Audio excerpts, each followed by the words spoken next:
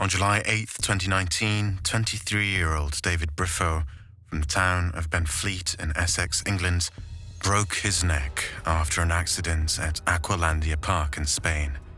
Sadly, his injuries were quite severe, and now he's paraplegic and bound to spend the rest of his life unable to use his legs. To this day, it's not even remotely clear why on that unfortunate day, the way he landed in the pool at the bottom of the splash water ride caused his head to violently tilt as if it hit something hard. The horrific incident took place in front of numerous spectators.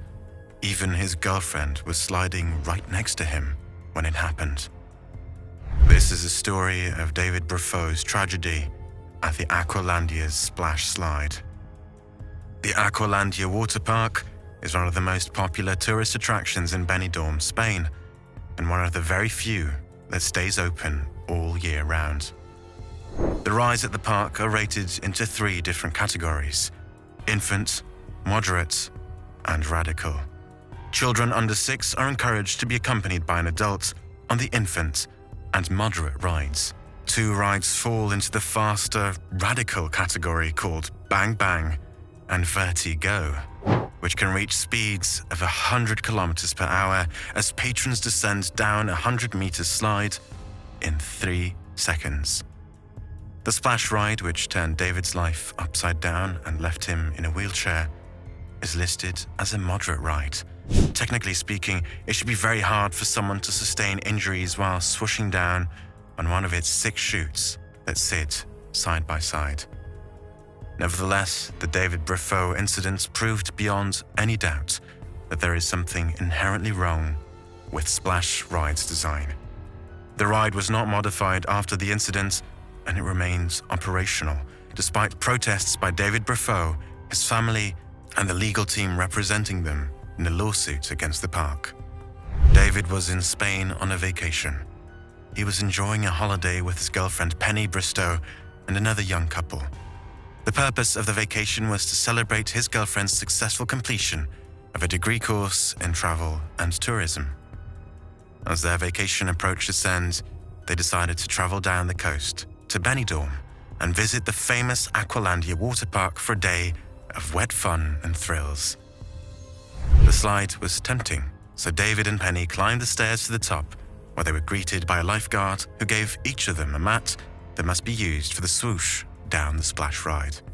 The couple placed the mats in the right position, got on, and off they went. One of their friends at the bottom filmed the whole ordeal. Everything was going just fine as they rocketed to the bottom. The pair was smiling and laughing as they laid on their stomachs and sped down the chute, watching the end of the ride approach. David did not deviate from his position. He did not flip, turn, or get ejected. He was simply sliding headfirst on his mat like everyone else, including his girlfriend, who was inches away from him on a parallel slide. However, something wrong happened at the end of the ride where David hit the water. His head snapped forward so hard his neck broke in 2 places. The damage to his spinal cord was severe. He immediately lost consciousness after hitting the water in a pool at the bottom. Lifeguards rushed to the rescue. It was horrific and simply unexplainable. Soon the ambulance services arrived and David was transferred to the hospital. His condition was serious. The doctors at the hospital tried their best to repair the damage to his spinal cord to spare David the agony of becoming paraplegic. However, the damage was too severe. Some say that David was lucky that the damage did not cause him to lose more than his legs. After surgery, he was put on life support in the intensive care unit. His situation was terrifying. Even the doctors didn't know how severe the damage was and whether he would become a vegetable, or even worse. His parents, teacher Lorraine and construction worker Stefan, could not believe the news. They were shocked to their core and within hours scrambled to Spain to be next to their beloved son. David's uncle Mark Pooley also flew to Spain to make sure that David and his parents are getting justice. The next day they headed to the park to see the site of the incident and the ride that crippled their young son. They were shocked to find that the ride was open and people were using it as if nothing had happened. It made them extremely mad, and then came the even more angry news as the park announced that there is nothing wrong with the ride, and David was to blame. The family was going through a nightmare while David was in critical condition, yet the park was unapologetic and arrogant enough to not give space for an investigation to take place before the ride reopened. They didn't even express sympathy. The park ownership was just wrong in every way possible. A man has just become paralyzed for life, and they were looking for ways to get away with it. Their behavior was just irresponsible from day one.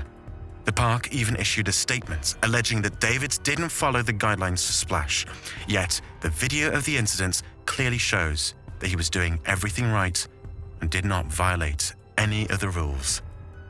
The park went further, stating that the whole park is subjected to a review by an external company which makes an exhaustive review of all slides, and staff checks the rides every morning. It took a while for David's condition to improve. A few weeks after the accident, he was able to breathe on his own.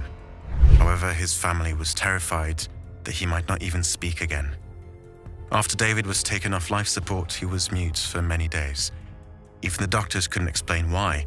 However, soon he began responding to the voices of his family and began to talk again. However, David became paralyzed from the waist down for the rest of his life. Soon his family made arrangements to have him transferred by air ambulance to British hospital. It was a huge relief for his family and relatives.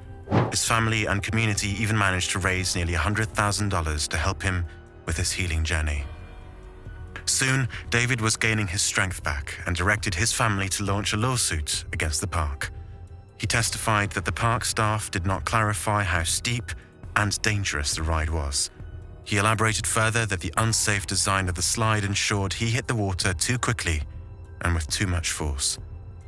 His lawyers argue that taking such a dangerous ride should be done in the presence of an instructor. They accuse the park of negligence. His legal papers allege the operator failed in its duty to exercise reasonable care and skill in the slide's design, construction, management, and operation. According to experts, the reason David gained too much speed coming down the chute has to do with his height and weight. He is 6 feet 4 inches tall and relatively heavy.